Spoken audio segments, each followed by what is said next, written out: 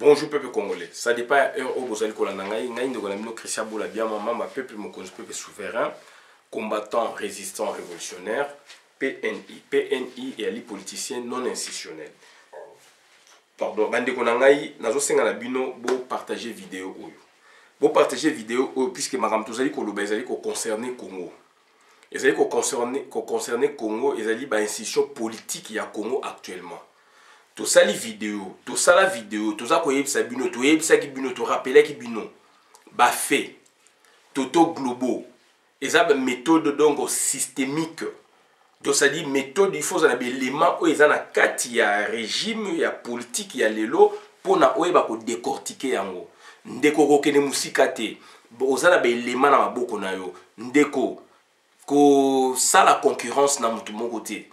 Mboka na biso ezali donc déjà ese tekama et ba touti donc bazali ko zonge la pouvoir na bango tolobaki yango année oyo ezali année ya turbulence politique na Congo.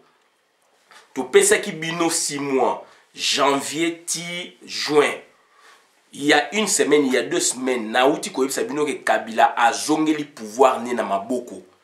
Et to yebisi bino ke groupe na ye donc original PPRD puisque PPRD et sangana IDPS INC et commandant ba bengango FCC to yebisa ki bino bandeko na ngai que donc groupe ya Kabila PPRD na ba INC ba moni Félix a commis encombrant. Félix azali na appui ya ba américain ba pesa ye mpifo ba reconnaissa ye et puis ba pesa ye donc ba technique ba pesa ye méthode de travail. Salaboué, Kasseboué, Salaboué, longola mutubo pona ozwa bokonzi na yo. Puisque biso ba américain tout ça a besoin Congo, donc tout ça la ba réforme boué. Félix ayebi yango bandeko na ngai. Mais Félix azali incapable ya ko sala yango, azali incapable ya ko gangela batuana ya ko zwa mikano comme président. Yondeko ozali ko sala erreur, yondeko na ngai. Donc on a scénario où ezali ko sama toyebisi bino que ba touti ba planifier ki Kabila sa zongeli pouvoir na ye ba planifier puisque Félix a commis encombrant tant que azali wana bango ba kozala bien te. Donc il faut pas se débarrasser na ye. Balinga ki ba boma Félix. Donc hier coup d'état sama na Congo. Scénario oyo ya Kamer nazo benga ngo scénario bato ba benge belé yango nazali obligé na sala vidéo makambo esami na Congo lelo ndeko na ngai ezali scénario monté de toutes pièces et Félix to benga kaye ebwele ya batuti Félix ba uti ko bomela ye donc il y a même pas 3 jours donc Jacques Kalala conseiller na ye ya kati conseiller nae ami nae depuis Belgique. Ba uti ko boma conseiller musu ya Félix, camarade ya JB. Azayi ko vanda donc sadi na ma campagne donc on a venu Katako Kombe. Ezali une sorte de concession bazali na katuana. Ba melaka cigare masanga na JB Mpiana. JB Mpiana lelo azali mal, il est malade ba bomelié moninga oyaye conseiller politique ya Félix Antoine Tshilombo. Félix azali suna batute. Bazali ko boma ba bomi batu na ye presque entourage ya Félix nyoso bandeko na ngai. Oyo yo yebi.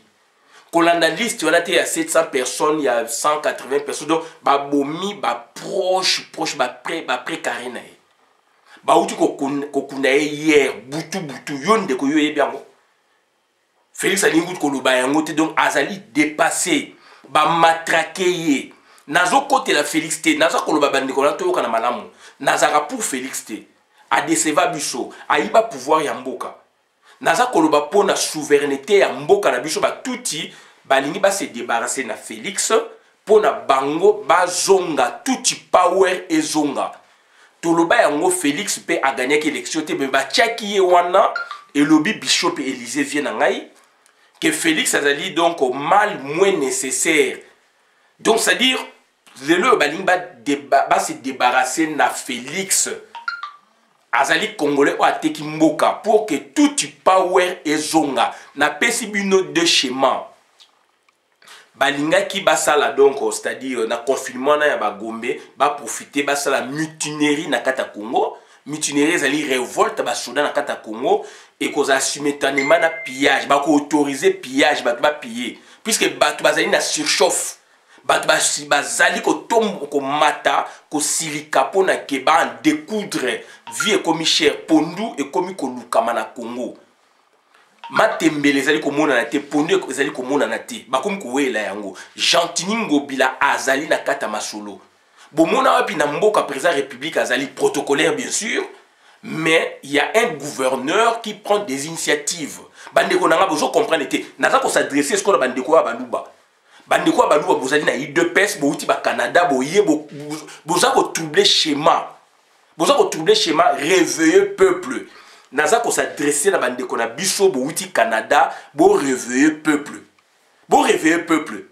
bandeko na biso bozali na 12e mairie na Nzete na 10e mairie Papa Tshisekedi botelema bino mutu lobaki Fati Beton azali beton te Fati azali beton te batiele marteau piqueur donc ça dit Kamere asali scénario Kamere baye wana pona ko zongisa pouvoir na bango bobo sanate Kamere azali directeur ya cabinet ya Félix Antoine Tshilombo bandeko na ngai biloko wana bozo kobosa nango ayebi ba secret ya Félix Antoine Tshilombo ba détournement ça mingi wana Mediapart abimisa makama 15 millions Félix yemo azwaka 6 millions moi sina azwaka 2 millions Kamera azwaka so 3 millions Jean Makabuna azwaka so 400 000 François Mwamba azwaka so 1 million de dollars Mediapart ezali donc ba presse o ezana France ya makasi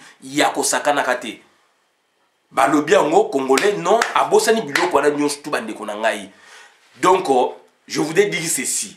Il y a eu des détournements. Le tout Chipao, ils ont fait ça exprès.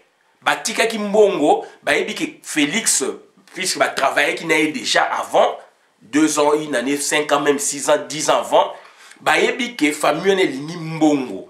Bache a pas bakangi Félix na loboko. Bolobi kamere sikoyo yewana, ba incité, bakanga. Batu ya ba saute mouton ba provoquer qui saute mouton même si nous ma saute mouton donc il levé mbongo eza chouchouté ils ont fait ça exprès pour qu'on soit ba preuve tangible Félix ayeko cha Kamere ayeko cha Félix en accusation ayeko dénoncer pour na procureur général de la République a profité pour na bacha Félix en accusation. Il cherche du droit, il cherche des arguments juridiques. Ndeko nangai ozali muluba, ozali pemeni ya Félix, ozali fanatique à Félix, mais ozali kokene wapi. Ozali kokene wapi na ba distraction pour la Vital Kamere. Bo eskizinga na ba biloko puisque ça n'est de trop. Ça n'est de trop. Tout ça ko réveiller bino eza makambu ya terrain, ba réflexion ça ko mona na clairement. Ozali kokumisa Fati béton, quel béton? Fati n'a pas de pouvoir. Est-ce que vous avez une méthode systémique? Est-ce que Ndeko Yozola Nanga, ou est-ce que vous avez une méthode systémique? Méthode systémique, c'est une méthode oyo, oza koza explication nakatia masolo wana, nakata circonstance, nakata situation wana, oza ko analyser. Ezali basi la bino dessin, ezali clair.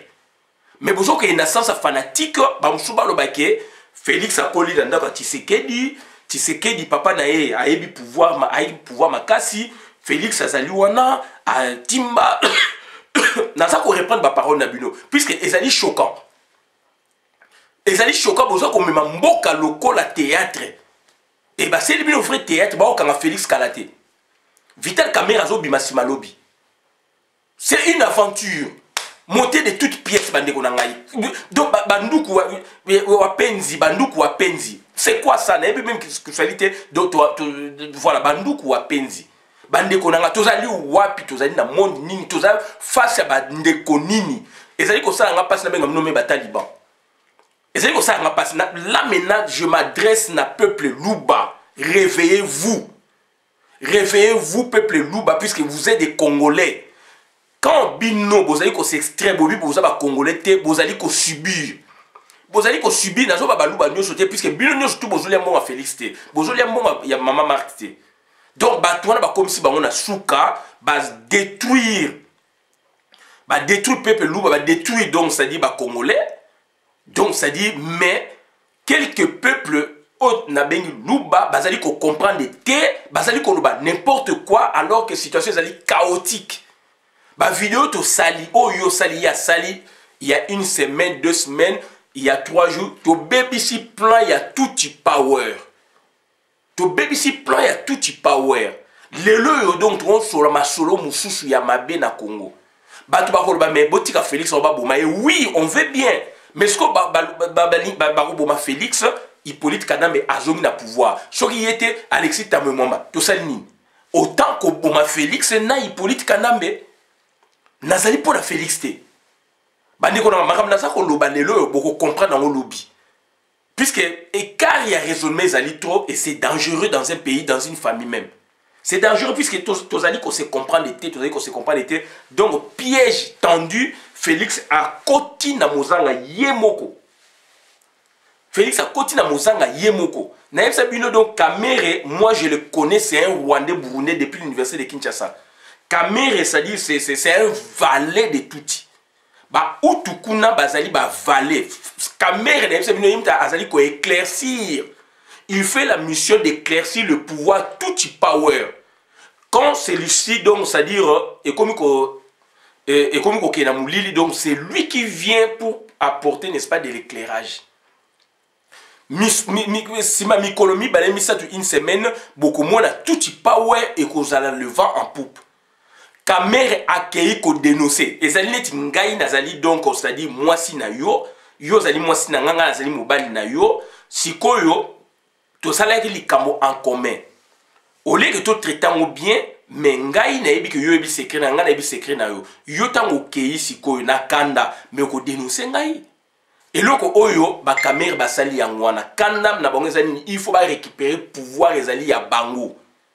Bah ça il semblant il y a une élection puisqu'il y a eu la pression internationale bazali wana donc ba tchemutu ba kata il faut ba récupérer pouvoir na bango na yebsi bino naza koloba yango depuis décembre til lelo naza koloba yango na uti ko yebsa bino il y a une semaine que donc to koti na mois de mars ti to koma na mai juin donc ba problème eza na Congo et na uti ko révéler bino que banga ba sala ba biloko confinement bazo sala coup d'état Gentiningo Blazana Kata Masolo, Bandeko na mboka nini, président république bien sûr protocolaire à lobby et puis gouverneur à Longoli confinement et c'est maintenant c'est le gouverneur qui joue.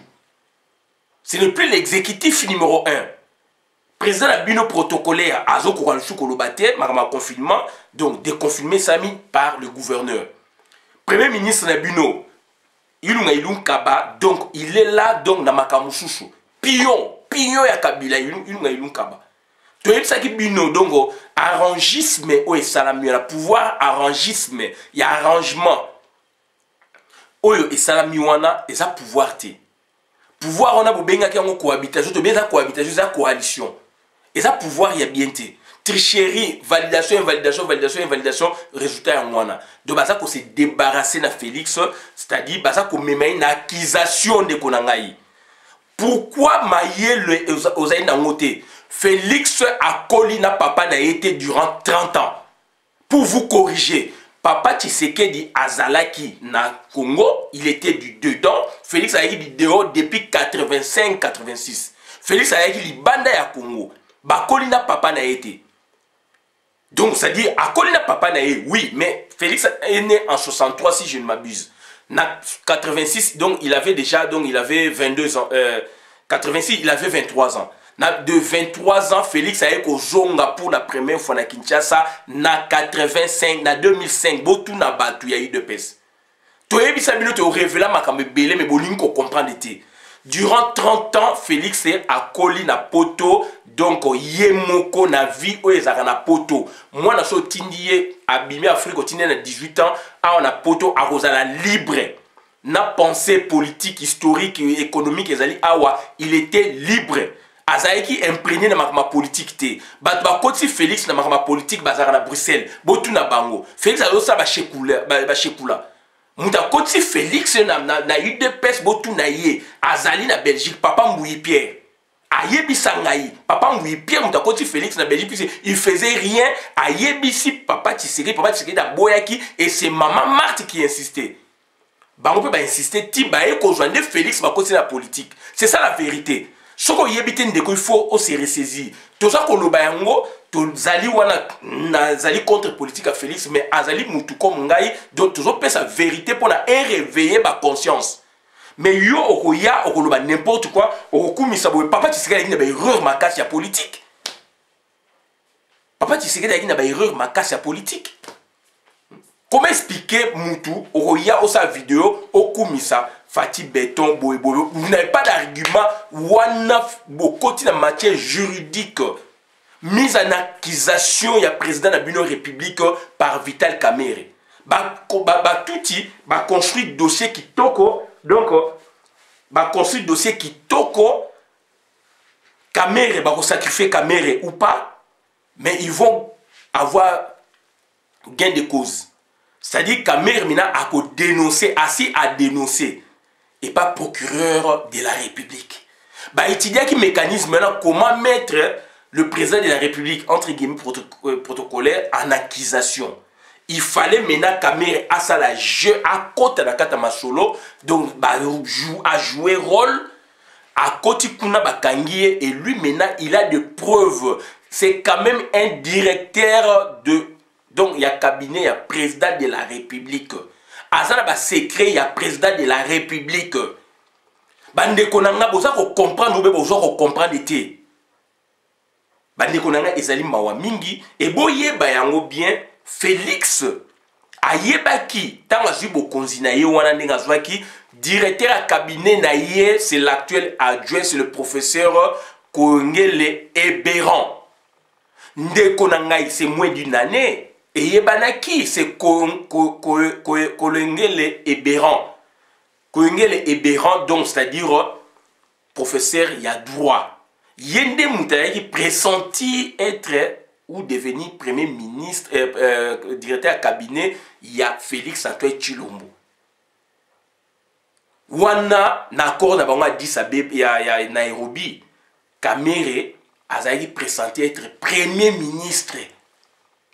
Bah tout ba pesi Félix nommé ye na dit na bango a nommé Kamerhe mais yo neti ozali aveugle politique pour na yo Félix à la signature c'est Félix qui a nommé mais bah tindi eza deal nommé Mutuboe sur le plan juridique sur le plan théorique c'est Félix qui a nommé mais il faut botter la montage construction ya signature wana ya nomination ya Kamerhe ce n'est pas Félix bah tchaki wana quelques jours, il a nommé Béran. Voilà, c'est son affaire. A nommé Béran, Kongele, donc comme directeur à cabinet. Et il y a Banaki Moukile Lobaki Yango. Il y a qui fait une vidéo.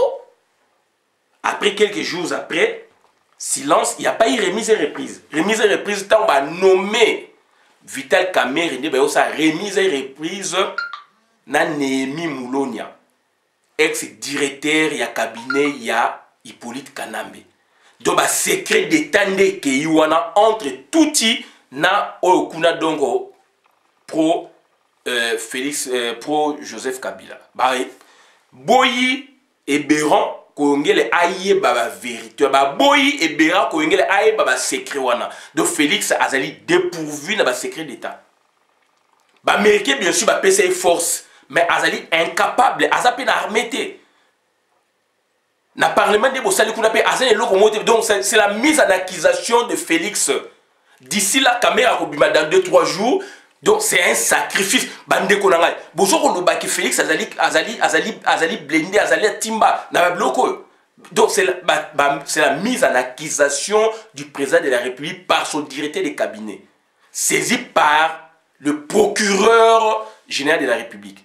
Et boy baki procureur magistrat on a azali camarade ya Obé Minaku. Bala une promotion na inikin. Camarade ya Obé Minaku na inikin. Donc bande konanga biloko wana c'est préparé. Donc azali biloko azali préparé donc na yebsi bino déjà que de Félix Antoine Tshilombo conseiller na ye ya Katia Masolo depuis Bruxelles ami na ye même a outi ko kufa Roger Kalala. Moi na ma campagne na veni donc Katakokombe ba bomiye. ezali coronavirus te barozo ba médecin même c'est bino baza ba médecin oya bango bako certifier mutu bakufi na coronavirus akufi na coronavirus te ba bomi yende baza ko boma ba tie Félix na eto ba tie da pression pour na démissionner ba moni kaza ko démissionner te yango ba memi na voie judiciaire mise en accusation ya chef de l'état pour détournement cassation ezozela et cour à cassation ya cour constitutionnelle ezozela na maboko et l'article la constitution ezali eza ko attester donc ezali ko zela na maboko ezali ko zela na ba parlement na bino donc au sénat donc au parlement ezali ko zela na maboko donc pouf mbala moko donc c'est-à-dire mise en accusation donc c'est-à-dire na cour de cassation pour na ba kangaye pour na a déposer atika bokonzi Alexis Tambwe Mwamba à Kota. Naïm c'est dans sa vidéo il y a 3 et 4 du temps, il y a 2 volets, 2 hypothèses. Hypothèse il y a coup d'état. Ils allaient capoter pour ce que yo gangi ya gangi, ce qu'on a une hypothèse judiciaire. Là avec des preuves que Bazanango Félix a échoué, donc à Kota na Mozanga. Toyeb ça qui bino, Vital Kamerhe ils allaient distraction. Batie Vital Kamerhe, le fait que Koune échoué qui il y a coup d'état militaire, état d'urgence car Félix Mdangé Koloba Koba Inabango, n'était échoué te dénoncer ce qu'on a confirmé le Koutawana, si ko Kamerhe ba memi ango tina suka. Bande konangai, beaucoup ke justice est indépendante, justice est indépendante té. Ça sont des théories puisque avancement en grade, il y a ba magistrat les qui dépendent de l'exécutif. Ils ont dépendent de gouvernement et le gouvernement les ali banane les ali ba tout pas ouais. Donc, il y a une intelligence donc pour mettre en accusation donc Félix Antoine Tshisekedi a détourné bloc oui ngana sala ki boye caméra kondima ba parnae et mususu azala ba preuve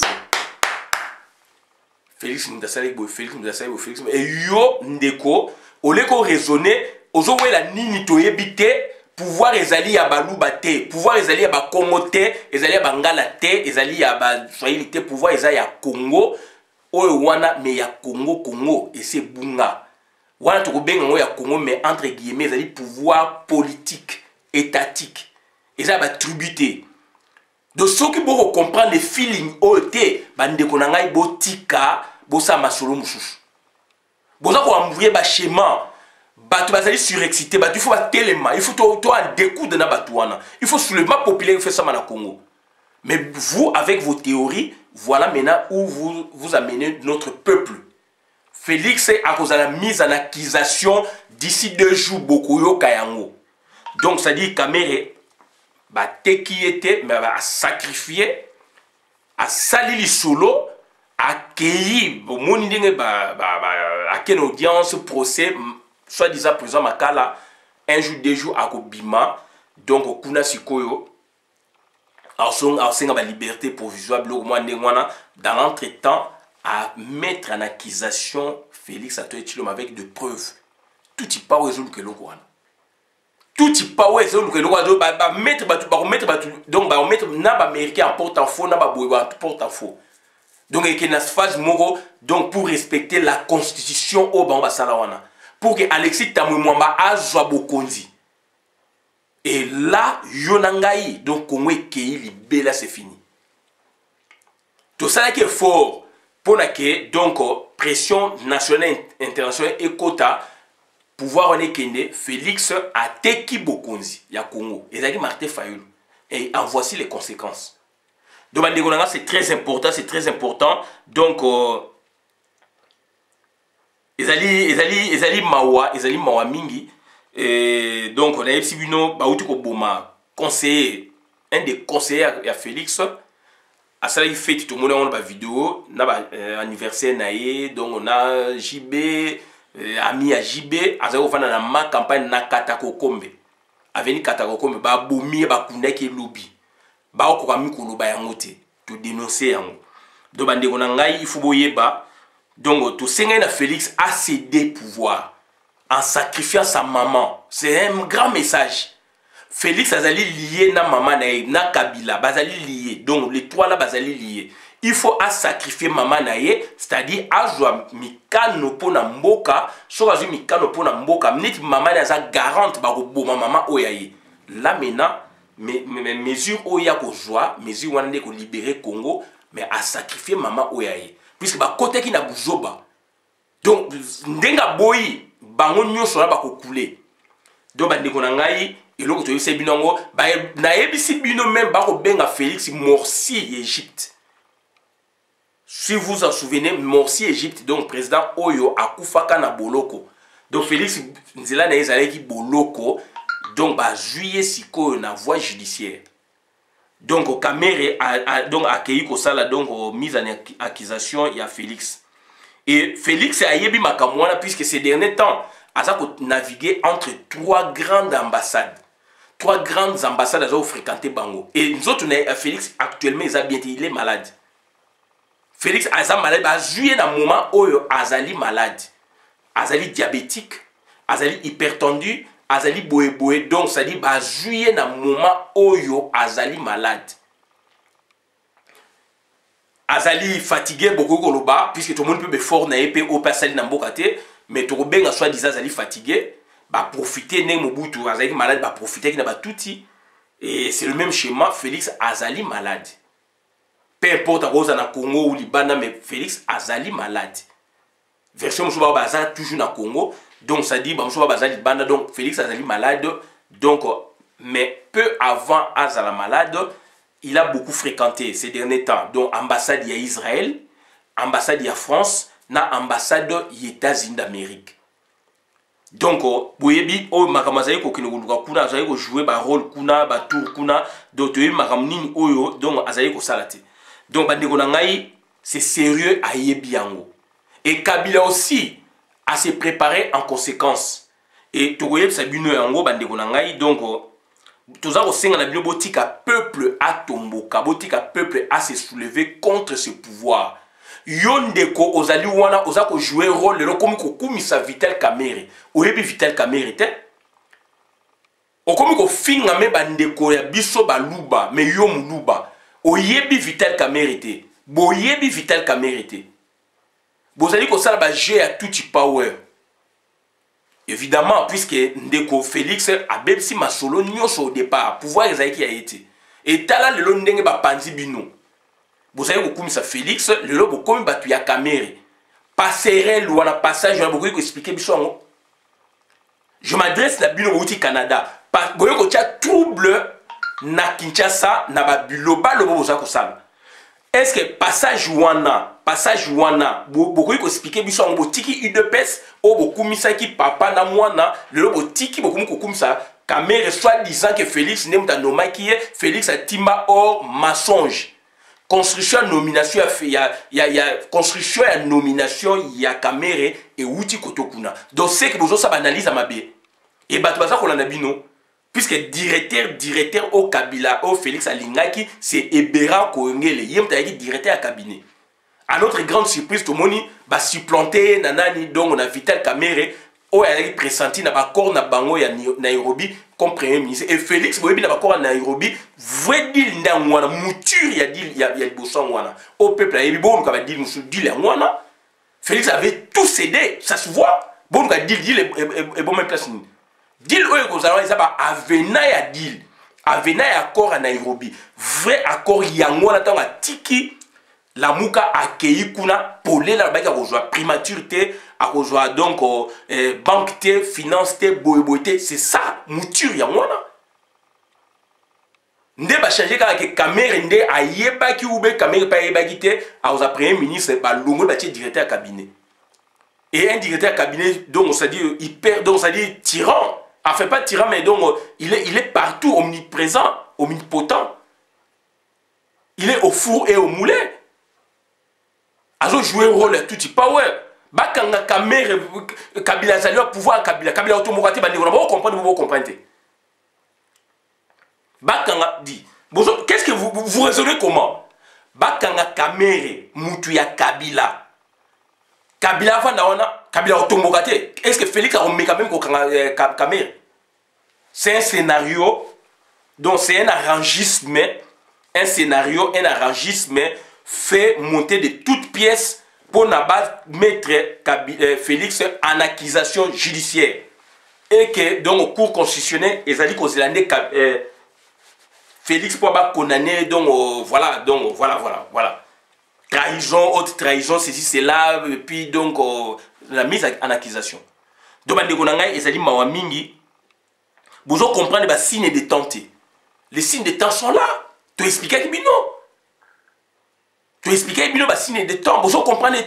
Vous avez la concurrence. Donc, bikolo muso akowe comme si on va concurrent na bino. Tu as dit mutu moko. Vous avez raisonné sur le monde, vous avez côté la banani. Vous avez côté la tuti. Vous avez côté la banane, vous avez côté la tuti.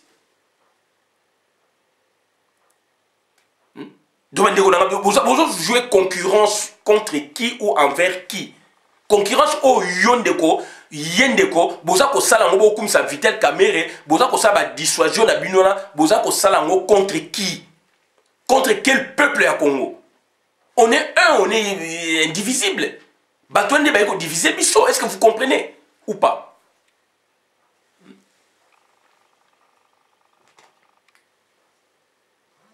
Soki Kamerhe vraiment Kamerhe à côté boloko.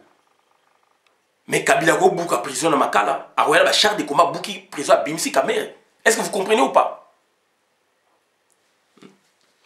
Vous comprenez ou pas?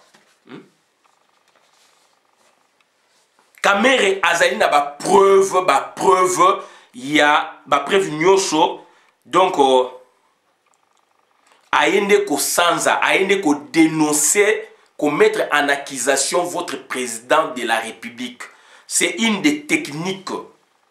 Donc à jouer rôle wana pour na mettre taba okangaye ezanini bazali ensemble été, bazar ensemble été.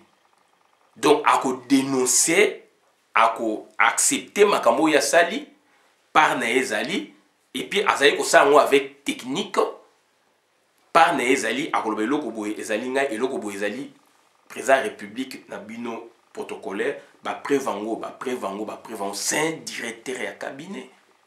Est-ce que bandi kona bozo comprendre babani mino bata sacrifice boye c'était préparé, prémédité. Bébé na moment il faut pas couler Félix. Bah ça a besoin Félix souster. Tu observes bino.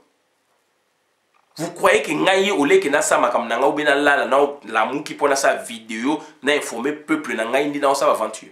Bah ne il faut tout quand même mikolo. Tout ça quand même mikolo. Procureur wana zali master obemina ku batangi na na inikine. To tangi na wana inikine donc procureur master obemina ku. Azali mutu ya FCC. Azali mutu ya FCC. Azali mutu ya FCC. Donc azali plan pour na ko accuser Félix na ba détournement na ba boyebo na ba boyebo pour na ba longola ye, pour na ba destituer, pour na ba kangaye. Ba tine na cour constitutionnelle ba kanga Félix Antoine Tshilombo. Mais yon deko ozali aveugle, ozali ba n'importe quoi. Félix a quoi na papa na été durant plus de 30 ans. Félix a dit na ambiance na Belgique. 2015, 1985, à Zoom pour la première fois après 29 ans, 30 ans de Azomi na Congo. Vous parlez magamni. Vous avez magamni.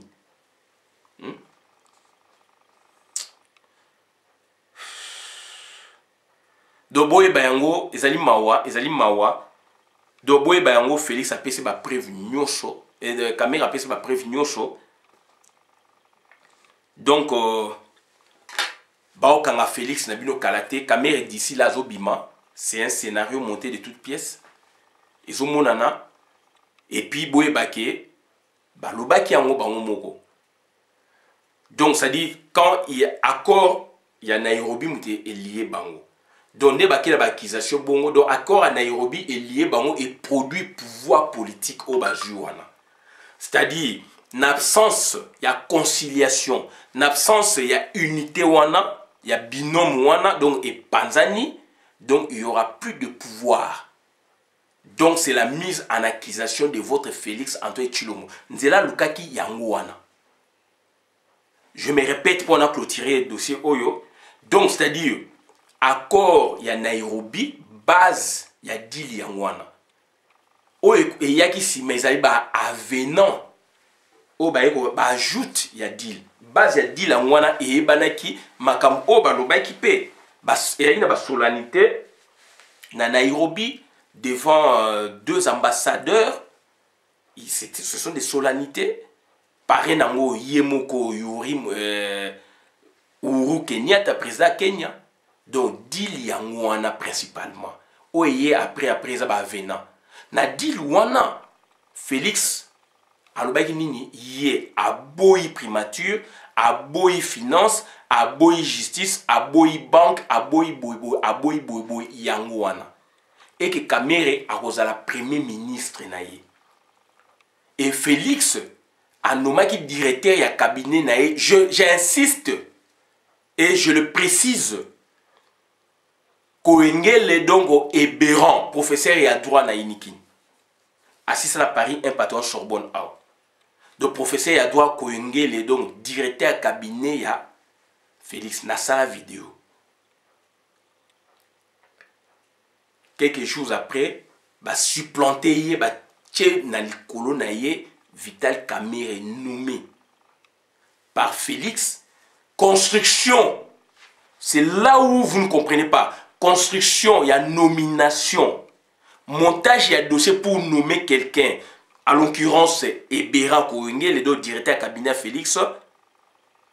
Et Zali n'a pas même élément constitutif, n'a même pensée philosophique, n'a pas nommé qui donc Vital Kamerhe directeur cabinet. Puisque il y a Koenge le Ebera directeur cabinet, à comment le lot adjoint Félix Boébiango. C'était une autre philosophie politique, une autre pensée, une autre construction juridique, avec des éléments constitutifs pour ne pas nommer. C'est un autre registre. Oyo ya Vital Kamerhe, bien sûr, c'est Félix qui a nommé. Félix t'a nommé, c'est la théorie. Puisque ils allaient antagonisme, donc c'est-à-dire Félix a nommé sur base de la construction venant d'Hippolyte Kanambe, sur base d'éléments constitutifs juridiques, il y a nomination, il y a des éléments constitutifs pour nommer Kamerhe et Wouti n'a tout power. Félix n'a fait qu'apposer sa signature. Donc montage, mouture et Wouti Kotokuna. Il faut y il fait ça. Mais il y a Ebera, c'est Félix, avec joie, avec consentement, avec esprit, où à mon équipe va travailler Ebera. C'est ainsi qu'il l'a nommé. Mais au Kuna, c'est une imposition. Construction dans les monté. Montage à dossier dans les monté. Et il était présenté à sa première ministre. Donc, Bamo Ilung Kaba. Et Ilung Kaba Zali adversaire à Félix. Vital Kamerhe Zali adversaire à Félix. Et Boé Bango ke Kabila, Kalate Toko Bunana Batu ya Kabila na Kabila. Pour na libérer Congo. Donc Kabila Nenga Zali wana a se préparé gravement. Azala basoda na base ya Kitona Mbazangungu avec Général Mbala. Général Mbala za congolais. Mazali pona Kabila. Boye bayango. Kabila a tonisi basoda le toko ba tonisi basoda base arrière na ye. Bino boko mona base arrière na ye zali rwanda Burundi. Base arrière neza Centrafrique. To yebisaka bino bato balaka o basarma mubundu na Centrafrique kuna tango présidente Panza ou à moi ça zalaki na ceinture ne c'était de tout na lobaka yango bato bala na vidéo na ba yebi. Donc base arrière ya Kabila c'est la Centrafrique. Basoda batoni kuna meke. Kabila atonisi basoda na Gemena, atonisi basoda aussi na Mbandaka. Donc infiltration et ça mis na Gemena na Mbandaka l'Équateur, configuration ancienne, ils allaient infiltrer ou infester na basoda ya Kabila. toza koloba yango totiema ina munoko te batu wana ya Gemena ya o baza na Centrafrique bako se rallier na ba soda o bazali na Gemena na o bazali na Mbandaka. Donc azali wana azali ko se préparer en conséquence. Ayebi ke ba congolais ba lignete ayebi ke extérieur ba lignete et il se prépare. Saddam Hussein bon bazali ko se préparer contre qui alors que Félix n'a pas de militaires. Oui, c'est un bon raisonnement mais boye ba yango ke Saddam Hussein asalaka yango. Saddam Hussein a se préparé que les Américains, les forces bouées, ko dompter, ko vaincre, mais il s'est préparé. Donc Kabila azali ko se préparé na mort nae, ako kufa na mondo ki na tolo. Je me répète, Kabila ako kufa na mondo ki na tolo. Kabila bako longola e boyete. À moins qu'il y ait une autre diplomatie. Mais Kabila ako kufa mondo ki na tolo puisque atondisi ba militaire donc c'est-à-dire na base ayi ba Congo donc base kitona avec général Mbala azamutunaye avion militaire butu donc eza koya na aéroport Andjili atondisi ba Rwandais donc avion oyo Félix akosaki Rwandais c'était pour ramener donc des militaires baza plus de 4000 na Kingakati et na aéroport militaire civil oyo ezali na Ndjili ba soda ba tondani koleka aéroport Ndolo ba soda na ye ba tondani koleka na ba bon marché zinga et tondani na ba soda rwandais funa bon marché et tondani ba soda rwandais donc ça dit naza ko bangisa mutu mote to pesa bino ba information vraie donc ça dit Kinshasa ezali quadrillé donc ça dit Kabila akokufa mondo ki na tolo alobaka balle dans la tête Kabila asuki ayebike asuki Aza marge manœuvre moukier à kokufa et assigné et pour que Kinshasa comme ma poussière. Mais nzambe na biso a confondre Kinshasa comme ma poussière te. Donc bande konangai donc Kabila na zongeli question na. Félix a pouvoir azaba militaire te mais pourquoi Kabila azali ko se préparer avec des militaires par-ci par-là? Oui, azako se préparer puisqu'il a dit que donc ba congolais donc baza la confiance na été. Confinement, bazo sala on a dit que eko échappé population bazali na colère population il faut pas se soulever mais bande ko na biso muso ba ko sa ba faux jeu ya mona tangi bango botika ba discours inutile bon réveiller peuple a tomboka puisque ba soda o bazangi minduki bazali ebele koleka ba soda na ye et ba soda ba ko se rallier na peuple.